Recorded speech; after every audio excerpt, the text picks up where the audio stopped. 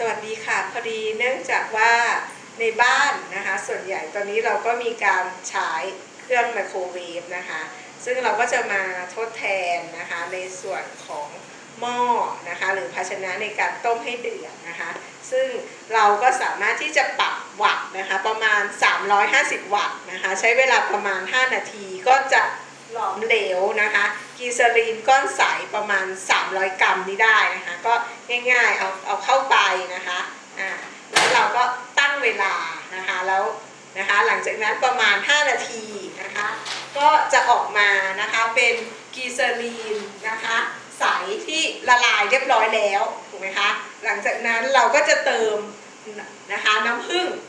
นะคะที่เราก็เตรียมเอาไว้นะคะเราก็กะปริมาณเอาแต่ว่าข้อสำคัญก็คือว่าตัวหรือว่าในส่วนของกีซาลีนใสนะคะอย่าร้อนมากเกินไปเพราะว่าสิ่งที่เราต้องการได้จากน้ำผึ้งก็คือเราอยากได้คุณค่าใช่ไหมคะหรือว่าสารต้านเชื้อโรคบางอย่างจากน้ำผึ้งเพราะฉะนั้นตัวกีซาลีนเมื่อเราออกมาจากไมโครเวฟแล้วนะคะเราก็ต้องพักให้เย็นนิดนึงนะคะหลังจากนั้นนะคะเราก็จะเติมในส่วนของน้ำผึ้งนะคะหรือว่าเราจะใส่ในส่วนของสมุนไพร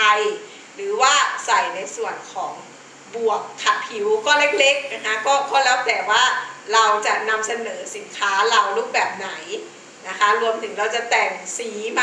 นะคะเป็นสีให้เข้มขึ้นเพราะบางทีเนื่องจากว่าน้ำผึ้งที่เราใส่ในกีซาลีนใสที่ละลายแล้วเนี่ยค่ะเราใส่ได้ปริมาณที่ไม่มากเท่าไหร่ถูกไหมคะที่บอกว่าใส่ได้ไม่เกิน 5% นะคะรวมถึงว่าบางทีเราใส่อื่นๆไปด้วยถูกไหมคะมันก็ต้องไม่เกิน 5% เพื่อให้ก้อนสบู่ใสของเราสามารถใช้งานได้นานเพราะว่าเราต้องเก็บไว้ในห้องน้ำนะคะเพื่อไม่ให้เละง่ายนะคะในส่วนนี้นะคะการใส่ก็ไม่มีอะไรก็เทลงไปแล้วก็คนนะคะอย่าให้มีฟองนะคะ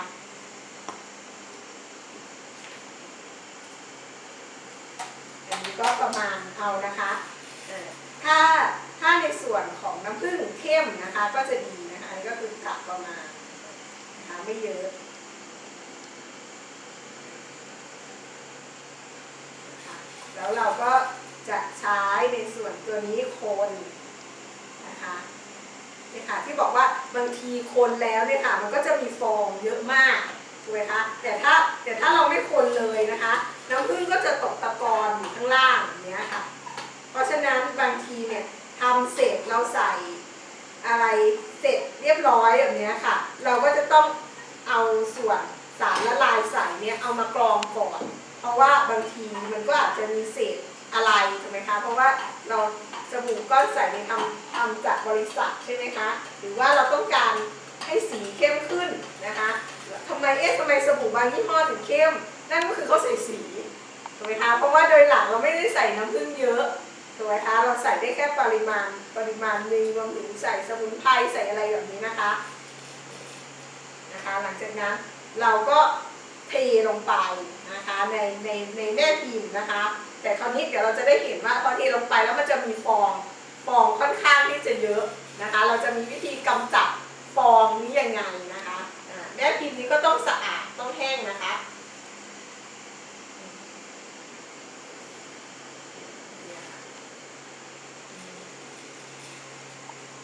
ถ้าเราใช้แม่พิมพ์ทำช็อกโกแลตทำอะไรแบบนี้ค่ะจะง่าย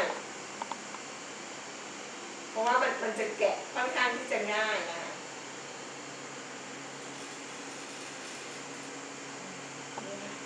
อันนี้ประมาณ300 กรัมก็จะได้ประมาณ4 ก้อนนะคะถ้าเรามาซูมนะคะเราจะเห็นฟองเต็มไปหมดซึ่งถ้าเราปล่อยให้เขาแข็งนะคะฟองนี้มันจะยังอยู่ถูกไหมคะแล้วเราจะต้องเสียเวลามานั่งตักข้างหน้านะคะเพราะว่ามันไม่สวยในการขายใช่ไหมคะเพราะฉะนั้นอันนี้ก็จะเป็นสเปรย์แอลกอฮอล์ 95% นะคะเนี่ยค่ะเห็นไหมคะพอสเปรย์ไปฟองมันก็จะหายนะคะเนี่ยที่เราเห็นนะคะหน้าเขาก็จะใสเนียนขึ้นนะคะเนี่ยนะคะ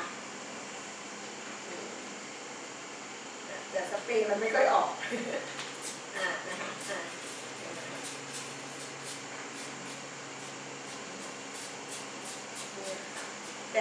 ำช้านะคะคือฟองมันเซตตัวแล้วนะคะมาสังเกตดูก็ได้ ถ้าเราสเปรย์ช้าฟองมันก็ยังอยู่ถูกไหมคะเพราะฉะนั้นเมื่อเรารีบทำเราก็ต้องรีบเทนะคะเพราะว่ายิ่งเทเร็วเนี่ยฟองมันจะยุบได้ง่าย แต่พอเราทิ้งไม่นานเนื่องจากฟองมันอยู่ตัวแล้วนะคะมันนิ่งเหมือนมีอะไรจับเป็นกลุ่มมันจะยากนะคะแล้วเราต้องรีบทำแล้วก็รีบเท